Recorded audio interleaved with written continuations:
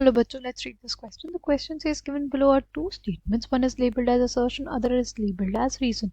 Assertion दिया है in aqueous solutions chromium plus 2 is reducing while Mn plus 3 is oxidizing in nature. Right? Reason दिया हुआ है extra stable to 2 half-filled electronic configuration is observed. Then incompletely filled electronic configuration. In the light of above statements, choose the most appropriate answer from the options given below. Option A है assertion is true but reason is false. Option B है both assertion and reason are true and R is correct explanation of A. Option C है A is false but R is true. Option D है both A and R are true but R is not the correct explanation of A. Right? Key concept for this question is electronic configuration. जो हमारे पास half filled electronic configurations होती हैं वो क्या होती हैं, वो ज़्यादा स्टेबल होती हैं. क्यों ज़्यादा स्टेबल होती है?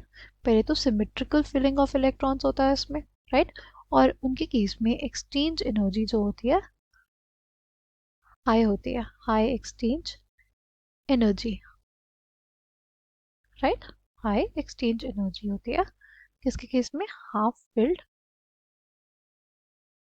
इलेक्ट्रॉनिक कॉन्फ़िगरेशन के केस में. अगर एक्सचेंज एनर्जी ज़्यादा होगी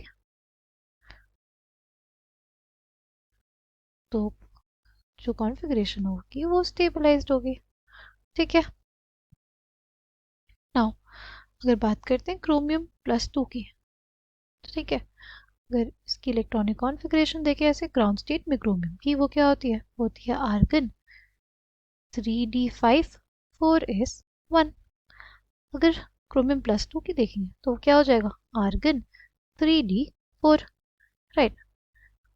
अगर ये एक इलेक्ट्रॉन लूज कर दे, अगर ये एक इलेक्ट्रॉन लूज कर दे, यानी इसका अगर ऑक्सीडेशन हो जाए तो क्या होगा? तो हमारे पास क्रोमियम प्लस 3 बनेगा. और अगर हमारे पास क्रोमियम प्लस 3 बना तो वो हो जाएगा क्या? Argon 3d3. राइट. 3d3 हो जाएगा. तो अगर फिलिंग ऑफ डी ऑर्बिटल्स हमारे पास होता है 1 2 3, राइट, और स्प्लिटिंग होती है Eg और T2G ऑर्बिटल्स में, तो क्या होगा?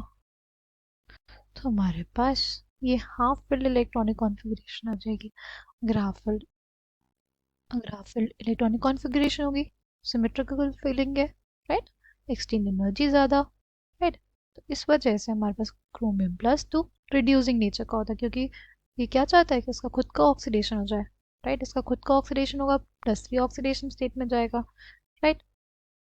नेक्स्ट क्या है हमारे पास? Mn+3. Mn+3.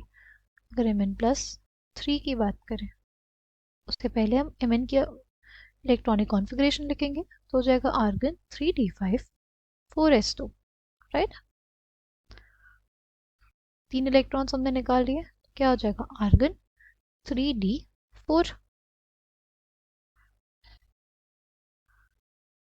एक स्टेबल इलेक्ट्रॉनिक कॉन्फ़िगरेशन नहीं है, राइट. ये क्या चाहेगा? ये चाहेगा कि ये एक इलेक्ट्रॉन एक्सेप्ट कर ले. अगर ये एक इलेक्ट्रॉन को एक्सेप्ट कर लेगा यानी इसका रिडक्शन हो जाएगा. इलेक्ट्रॉनिक कॉन्फ़िगरेशन जो अब हो जाएगी Mn+2 के केस में हो जाएगी आर्गन 5, राइट.